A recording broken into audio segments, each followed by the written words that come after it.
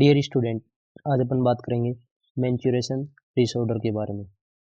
तो अपन स्टार्ट करते हैं। सबसे पहले अपन बात करेंगे एमनोरिया कि एमनोरिया क्या होता है। इसकी अपन डेफिनेशन देख लेते हैं। The absence of menstruation for 3 cycle और मोर, और the absence of menstruation by age of 15। कि यदि किसी के अंदर यदि 3 साइकिल और मोर, यदि 3 से ज़्यादा साइकिल या एब्सेंट है, मेंस्ट्रुअल साइकिल एब्सेंट है, तो उस कंडीशन को अपन क्या बोलेंगे? Amenorrhoea. Absence of menstrual by the age of 15 कि मतलब एज ऑफ 15 का मतलब क्या है कि अपन मानकर चलते हैं मेनार्की की जो है कि स्टार्टिंग जो फर्स्ट मेंस्ट्रुअल साइकिल है, यदि वो आ गया, उसके बाद यदि एब्सेंट है कंटिन्यू 3 साइकिल या फिर इससे ज़्यादा, तो अपन उसको क्या बोलेंगे? एमनोरिया। नेक्स्ट अपन बात करते हैं इसके कोजेज की कि एमनोरिया कोजेज क्या होते हैं। फर्स्ट कोज अपने पास प्रेगनेंसी, कि प्रेगनेंसी में टाइम भी क्या होते हैं कि मेंस्ट्रुअल साइकिल एब्सेंस होते हैं। ये क्या है? एक नॉर्मल कंडीशन है। दूसरा है अपने पास हार्मोनल इम्बैलेंस। इसके अंदर दी जाती हैं जैसे पॉलीसिस्टिक ओवेरी सिंड्रोम हो गया या फिर थायराइड डिसऑर्डर हुए, इनकी वजह से भी क्या हो सकता है? एमनोरिया हो सकता है। एक्सट्रीम वेट लॉस और गेन, इनकी वजह से भी क्या हो सकता है? एमनोरिया हो सकता है। एक्सेसिव एक्सरसाइज, स्ट्रेस और सर्टेन मेडिकेशंस, इनकी वजह से भी क्या हो सकता है? एमनोरिया हो सकता है। ये इसके कॉजेज हो गए। नेक्स्ट अपन बात करते हैं कि इसके सिम्टम्स की, एमनोरिया के सिम्टम्स क्या होंगे। Absence of menstrual period, possible sign of hormonal imbalance जैसे hot flashes and mood change, ये क्या होते हैं? इसके सिम्टम्स होते हैं। कि मेन सिम्टम्स तो क्या है कि मेंस्ट्रुएशन पीरियड क्या होता है? एब्सेंस होता है। इसका ट्रीटमेंट क्या होगा? इसकी अपन बात कर लेते हैं कि इसके ट्रीटमेंट क्या होगा। डिपेंड ऑन द कॉज, में include life style changes, hormonal therapy और एड्रेसिंग अंडरलाइंग हेल्थ इश्यूज। कि जो इसके कॉजेज अपन ने बात की, क्या क्या कॉजेज थे कि प्रेगनेंसी थी तो एक नॉर्मल कंडीशन है, इसके अंदर अपन कोई ट्रीटमेंट नहीं करेंगे। हार्मोनल इम्बेलेंस है तो अपन हार्मोनल थेरेपी देंगे।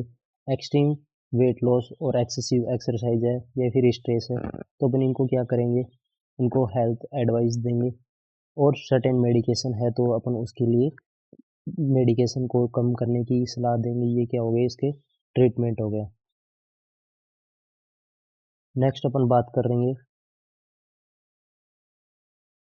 डिस्मेनोरिया कि डिस्मेनोरिया क्या होता है।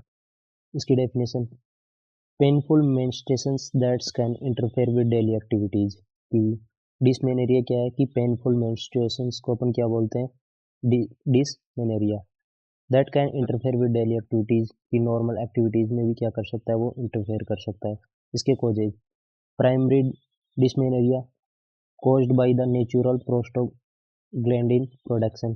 कि नेचुरल जो प्रोस्टोग्लैंडिन होती है, यदि उसकी प्रोडक्शन ज़्यादा हो गया, उसकी वजह से भी क्या हो सकता है? डिसएमनोरिया हो सकता है। Secondary dysmenorrhoea caused by underlying condition such as endometriosis और फिब्रॉइड। कि ये एंडोमेट्रियोसिस या फिर फिब्रॉइड जैसी डिजीज कंडीशन है, उनकी वजह से भी क्या हो सकता है? डिसमेनोरिया मतलब पेनफुल मेंस्ट्रुएशन हो सकता है। नेक्स्ट अपन बात करते हैं इसके सिम्टम्स के बारे में। Cramping in the lower abdomen, lower abdomen में क्या होगी? क्रैम्पिंग होगी। लोअर बैक पेन होगा, नोजिया और हेडेक। इसका ट्रीटमेंट क्या होगा? NSAIDs, non steroid anti inflammatory drugs, hormonal birth control pills, life style changes, physical therapy और सर्जरी फॉर अंडरलाइंग कंडीशन। कि यदि फिब्रॉइड की कंडीशन है, उस कंडीशन में अपन सर्जरी भी रिकमेंडेड कर सकते हैं। नेक्स्ट है अपने पास मेनोरेजिया। मेनोरेजिया क्या होती है? एक्सेसिव और प्रोलॉन्ग मेंस्ट्रुअल ब्लीडिंग। एक्सेसिव और प्रोलॉन्ग। अपन इसके कॉजेज के बारे में बात करते हैं। Hormonal imbalance, uterine fibroid, polyps, adenomyosis और सर्टेन मेडिकेशन जैसे एंटीकोगुलेंट्स हो गए। एडिनोमायोसिस क्या होता है? इसके अंदर जो एंडोमेट्रियल सेल्स हैं, वो क्या होती हैं कि जो मायोमेट्रियम है, यूट्रस की मायोमेट्रियम लेयर है, उसके अंदर क्या होती हैं? धसी हुई होती हैं। जिससे क्या होता है कि जब वो एंडोमेट्रियम ब्रेक डाउन होता है, तो वो मायोमेट्रियम की कुछ अंदर धसी होती है, तो ज़्यादा क्या होती है? ब्लीडिंग होती है और दर्द भी होता है। ये डिसमेनोरिया का भी क्या है, कोज है।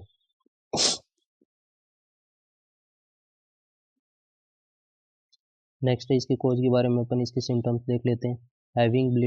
Heavy bleeding that socks through one और मोर पैड्स और tampons every hour और several hours, bleeding that's last longer than 7 days। इसके अंदर अपन को पता है कि नॉर्मल ब्लीडिंग डे कितने होते हैं, 2 to 7 days। इसके अंदर जो ब्लीडिंग डेज होते हैं वो 7 days से क्या होते हैं, अधिक होते हैं। इसके ट्रीटमेंट हार्मोनल ट्रीटमेंट जैसे birth control pills, medication to reduce bleeding जैसे ट्रैक्जिमिक एसिड, जो क्या होता है कि ब्लीडिंग हो रही है उसको क्या करता है, रिड्यूस करता है। और iron supplement for anaemia, blood loss हो गया तो आयरन सप्लीमेंट भी क्या करेंगे, इंक्रीज करेंगे। और surgical option if necessary, surgery यदि बहुत ज़्यादा प्रॉब्लम हो रही तो अपन सर्जरी को प्रिफर करेंगे। नेक्स्ट डिजीज़ है ओलिगोमेनोरिया। ओलिगोमेनोरिया क्या होता है, infrequent menstrual period typically defined as having fewer than 6 to 8 periods of a year. ये अपन को पता है कि नॉर्मल जो मेंस्ट्रुअल साइकिल है वो 21 या से लेके 35 डेज की होती है। तो इस हिसाब से एक साल के अंदर कितनी मेंस्ट्रुअल साइकिल नॉर्मल होती है, 10 से लेके 17 जो मेंस्ट्रुअल साइकिल है वो क्या है, नॉर्मल होती है। लेकिन यदि 10 से कम यानी 6 या फिर 8 ही हो रही है, मेंस्ट्रुअल साइकिल हो रही है, तो वो क्या होगी, ओलिगोमेनोरिया। ओलिगो मतलब डिक्रीज, कि कम हो रही है। Infrequent menstrual period typically defined as a heavy fewer than 6 और 8 पीरियड ऑफ ए ईयर। मतलब जो मेंस्ट्रुअल साइकिल का जो पीरियड है वो अपने पास नॉर्मल तक 35 डेज होता है। इससे यदि ज़्यादा हो है कि किसी के अंदर 45 डेज से पीरियड्स आ रहे हैं तो उसके अंदर क्या होगा, ओलिगोमेनोरिया। इसके कॉजेज क्या है, हार्मोनल इम्बैलेंस जैसे पॉलीसिस्टिक ओवेरी सिंड्रोम हो गए, स्ट्रेस, सिग्निफिकेंट वेट लॉस और गेन, और थायराइड डिसफंक्शन। इसके सिम्टम्स क्या होंगे, फ्रीक्वेंट पीरियड होगा, पोटेंशियली लाइटर और हेवियर देन नॉर्मल, की जो पीरियड्स होंगे या तो नॉर्मल से क्या होंगे, लाइट होंगे या फिर हैवियर होंगे। ब्लीडिंग जो होगी अमाउंट होगा वो नॉर्मल से या तो ज़्यादा होगा या फिर कम होगा। नेक्स्ट अपन बात करते हैं पोलीमेनोरिया की। ओलिगोमेनोरिया का मतलब क्या था कि पीरियड्स क्या हैं, बहुत कम। पोलीमेनोरिया क्या मतलब, पीरियड्स बहुत ज़्यादा। कि अपन को पता है कि नॉर्मल 21 डेज होते हैं, यदि किसी के अंदर पीरियड्स यदि 21 दिन से पहले भी आ रहे हैं, 15 दिन से पीरियड्स आ रहे हैं, तो उसके अंदर साल के अंदर नॉर्मल अपन को पता है कि 16 से 17 पीरियड्स होते हैं।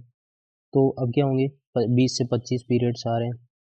Frequent menstrual periods occurring less than 21 days apart, कि 21 डेज का गैप से पहले पीरियड्स आ रहे हैं तो उसको क्या बोलेंगे, पोलीमेनोरिया। इसके भी कॉजेज हार्मोनल इम्बेलेंस, स्ट्रेस और यूट्राइन एबनॉर्मलिटीज होती हैं। फ्रीक्वेंट पीरियड, पोटेंशियल लाइटर और हेवियर देन नॉर्मल। इनका ट्रीटमेंट क्या होगा, हार्मोनल थेरेपी होगी, लाइफ स्टाइल चेंजेस होंगे, यही होंगे ना। नेक्स्ट अपन बात करते हैं pre menstruation syndrome, PMS। Pre menstrual syndromes क्या होता है, एक ग्रुप ऑफ फिजिकल और emotional symptoms that occur in the lead up to menstruation. की मेंस्ट्रुअल साइकिल से पहले यदि किसी के अंदर फिजिकल और इमोशनल सिम्टम्स आ रहे हैं, वो क्या, उसको उस कंडीशन को अपन क्या बोलेंगे, प्री मेंस्ट्रुअल सिंड्रोम। कॉजेज क्या है, the exact cause is unknown but may be related to hormonal fluctuations. की एग्जैक्ट कॉज तो अब तक पता नहीं है, लेकिन इसका अपन क्या मानते हैं कि हार्मोनल फ्लैक्चुएशन की वजह से क्या हो रही है, इमोशनल और फिजिकल सिम्टम्स आ रहे हैं।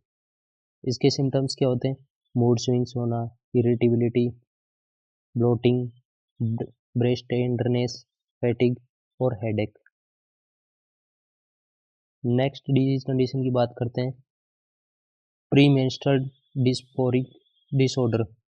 डेफिनेशन, इसकी डेफिनेशन क्या होगी, a severe form of PMS that significant impair daily functioning. कि जो अपन ने प्री मेंस्ट्रुअल डिसऑर्डर देखा था उसकी यदि सीवियर फॉर्म हो गई उसको अपन क्या बोलेंगे, प्री मेंस्ट्रुअल डिस्फोरिक डिसऑर्डर, जो क्या करेगी, डेली फंक्शनिंग को भी क्या करेगी, इम्पेयर करेगी।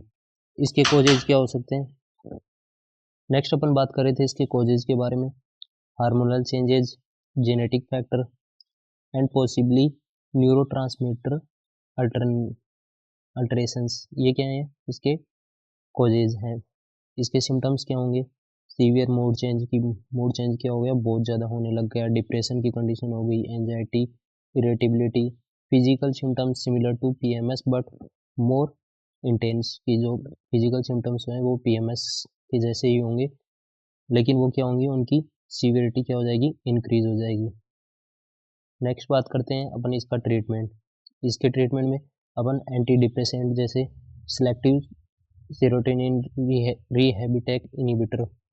रीअपटेक इनिबिटर्स जो एंटी डिप्रेसेंट हैं वो दे सकते हैं अपन, hormonal treatments, lifestyle modification और कॉग्निटिव बिहेवियर थेरेपी, ये क्या इसका ट्रीटमेंट है। आज के लिए इतना ही काफ़ी, थैंक यू।